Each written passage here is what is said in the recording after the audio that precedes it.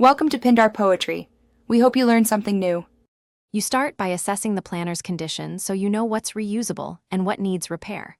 Once done, prioritize a short-term focus like 1 week or 30 days to avoid overwhelm. Make sure to gather essential tools, sticky tabs, a few pens, a ruler, and your phone to photograph pages. This prevents accidental loss and creates a quick backup.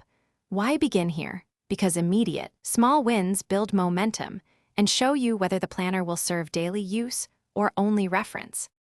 You now repair and reorganize. First, fix the binding. Use glue or tape for simple repairs or binder clips for temporary use.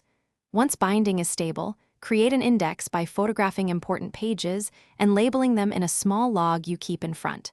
Then consolidate tasks. Migrate active items to a clean weekly list so nothing falls through the cracks. Make sure to use tabs or color coding for recurring sections. This speeds retrieval and reduces decision fatigue during busy days. You finish by establishing a simple maintenance habit, a 3-minute daily review to update items, archive completed entries, and prep tomorrow's priorities. Once done, digitize any key info by photographing or scanning pages and syncing notes to your phone.